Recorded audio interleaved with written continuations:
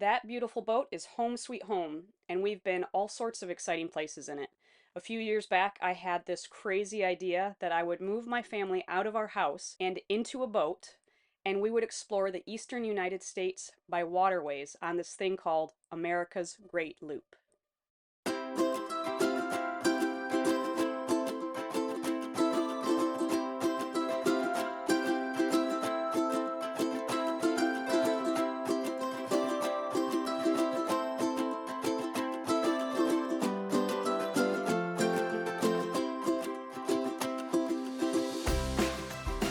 Hi, family adventurers. I'm really glad you're here. Welcome to Sailing Vessel Fika. That crazy idea that I had a few years ago, it took a little convincing and a few raised eyebrows, but my family was willing to commit, and we turned that crazy idea into a real adventure. Our waterway adventure this year is navigating the eastern United States by boat. There is a collection of rivers, lakes, and canals that form a continuous waterway called America's Great Loop. This measures out to about 6,000 statute miles. That's the miles that you're measuring by on the road. If you want to say that in boat miles, it's about 5,200 nautical miles. This trip normally takes about 12 months to complete, but you can do it however you want. You can do it 12 consecutive months. You can split it up and just do it during your summer breaks. Most people will follow the seasons of the calendar year. We can take the spring to spring up the East Coast. And then during the summer, we spend our time in the Great Lakes. In the fall, we fall down the river system. And then in the cold winter months, we spend our time in Florida, maybe the Bahamas. So you can see that this calendar year is a really convenient way to basically chase the warm weather and stay in fairly good weather the entire time. Fika, our boat, is a sailboat, but there's a variety of boats that travel the loop. Trawlers are a really popular style because they have spacious living quarters and they're pretty fuel efficient. But the loop has also been traveled using personal watercrafts, canoes, speedboats, narrowboats. If it floats and it's safe, you can use it on the loop. You can identify loopers by the AGLCA Burgee. The AGLCA is America's Great Loop Cruisers Association, and some of the benefits of being part of this group are the harbor hosts who provide local knowledge wherever you are, fleet coordination if there are events like lock closures, there's strong community wherever you go, and they also have a lot of advocacy for causes that are important to loopers. This channel, Loop Life Academy, is a sponsor of the AGLCA, and that puts us in a really good position to help support current loopers and also support families that want to go on the loop someday.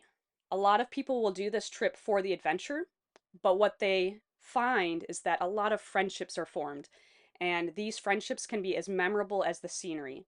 Flying the AGLCA Burgee fosters those different encounters and makes a really easy avenue for forming new friendships. And we've met so many people, not only from the Loop group, but also as we go to different places, we meet people from those towns and share our story, and they love getting to be part of our story too. If you see a boat that's flying the white AGLCA Burgee, that means they're on their first loop. They haven't completed the loop yet. If you see a gold Burgee, that means they've completed the loop, or what we like to say, they've crossed their wake. As we've been on this adventure, we've had a lot of different navigational challenges that we've had to learn how to deal with, like different water conditions, changing tides, weather patterns, learning how to navigate locks and bridges. All of these things add elements of adventure and lots of new skills. We are constantly learning as we go, and it's been a great growth opportunity for me, my husband, and my kids. My family is from Michigan, but we started in Virginia in May 2023. Our official start of the loop was in Norfolk, Virginia, when we attended the AGLCA Spring Rendezvous in our boat, Fika. From Norfolk, we bounced around in Chesapeake Bay. We loved getting to visit the different coastal towns, and this was a great way for us to make small jumps, spend nights on anchor.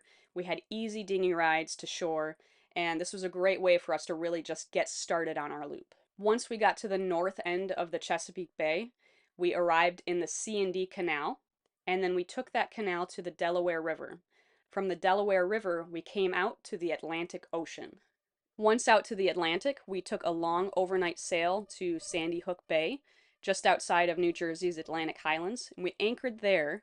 And that gave us the opportunity to not only spend some time in that area, but take some express ferries to New York City where we could visit Ellis Island, Lady Liberty. We were able to visit the shops in the Big Apple. That was a great way for us to experience New York City. Then on a cold, rainy day, we crossed the bay from New Jersey and traveled up the Hudson River. The Hudson River is a tidal estuary, and that means that the tide changes the direction of the river. So sometimes the river would flow in our favor and push us along, and sometimes the tide would flow against us and slow us down.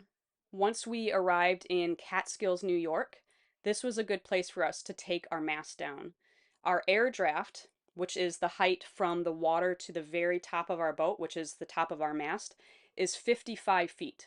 And the Erie Canal has several fixed bridges that have low heights. A fixed bridge is a road or a railway over the waterway that can't be moved. It doesn't spin, it doesn't lift. The route choice you take through New York State and into Canada or Ohio depends on your boat's air draft. If you can clear a 15-foot bridge, you can take the Erie Canal all the way to its western terminus into Lake Erie. If you can clear a 17-foot bridge, you can do the Triangle Loop. That takes you into Lake Ontario, then through the St. Lawrence Seaway, and into Lake Champlain. Then you go back into Lake Ontario again, and then you can continue your loop. If the lowest you can clear is 20 feet, you'll take the Erie Canal to the Oswego Canal, and then that will bring you up into Lake Ontario. We decided to stay entirely in the United States for this part of the passage, so we needed to be able to clear 15 feet. Either way, we needed to take our mast down, and the marina we went to used a very old-looking crane that has been rumored to have been a crane from the actual construction of the old Erie Canal. That crane was used to remove our mast, and once our mast was down and then carried on the deck of our boat, our air draft was 13 feet, so we would have no problem clearing that 15-foot bridge. The Erie Canal is a really neat historical route that has a lot of interest and charm along the way. There are 35 locks that help you navigate the changing elevations between Albany, New York at the beginning of the canal to Buffalo, New York, where we came back out. We took this canal all the way to Buffalo, and in Buffalo, we re-stepped our mast, we put it back up, and that allowed us to then sail into the Great Lakes. Being from Michigan, we love the Great Lakes. From Buffalo, we entered Lake Erie, and then we went up into Lake Huron, and then eventually made it into Lake Michigan after we went under the Mackinac Bridge. When I had this crazy idea a few years ago, that's where we started learning to sail, was in Lake Michigan. In October, we made our way down to Chicago, where we had to demast again. Since we were going to be entering a river system, there weren't going to be a lot of opportunities to sail, so we chose to ship our mast down to Mobile, Alabama, where we could put it back up. We traveled down the Chicago River and into part of the Mississippi River. We had Halloween along the way and went trick-or-treating in a local neighborhood and to other boats in the marina we were at. And then we had to go upriver a little bit in the Ohio River, which brought us to the Tenn-Tom Waterway. This is a route that's parallel to the Mississippi River, but it's a little bit of a better route for recreational boats that need more refueling and pump-out opportunities. We arrived in Mobile, Alabama for Thanksgiving, and then put our mast back up, and then crossed the Gulf of Mexico, landing in Crystal River, Florida. There we got to swim with manatees, and then followed the coast south, and eventually sailed to the Florida Keys. While in the Keys, we sailed to Fort Jefferson and the Dry Tortugas, and then we followed the Keys back east, where we crossed the Gulf Stream to the Bahamas. Once we're ready to move north again, we'll sail back to Florida and then continue up the east coast.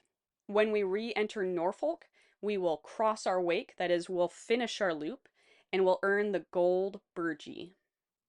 Along our trip so far, we've really enjoyed the cultural and historical highlights. We love hearing stories from these big cities like Chicago and New York and the national parks we visit, but also the people that we meet, whether they're loopers or people in the towns that we stop. We love to get to hear people's stories and hear the history of a place that we visit. We also really enjoy the wildlife encounters. When we started our loop in the Chesapeake Bay, We were able to go to the Maritime Museum, and the kids loved learning about the area's oyster industry history and the ecological impact that it had. There have been so many birds along this trip. Even in the river system, we saw a lot of bald eagles and then pelicans, lots of birds, and it's been really fun to identify the different birds in the different areas that we've been. When we entered the Gulf of Mexico, we were greeted by dolphins, and we still love to see dolphins. Every time they happen to come up where we're sailing, everybody gets excited. Like I mentioned earlier, in Crystal River, we got to see so many manatees. There's a lot of natural hot springs in that area that manatees like to go to, and this is one of the few areas that you can actually get in the water and swim with these gentle giants. There are lots of opportunities and a variety of ecosystems that we've seen so far on this trip, and it's been so great to explore these different areas that are so different from what we have back home in Michigan. Have you heard of America's Great Loop before? Use the comments below to tell me what you would like to see if you went on the Great Loop. Thanks for taking the time to learn about my family's adventure. And if this kind of adventure interests you, check out this Dream to Plan Family Roadmap checklist. It's free for you to download. Just scan the QR code or go to looplifeacademy.com/checklist. This is a checklist of basically everything that my family did to prepare for and get onto this adventure. Thanks again for joining me, family adventurers. Until we meet again, fair winds and following seas.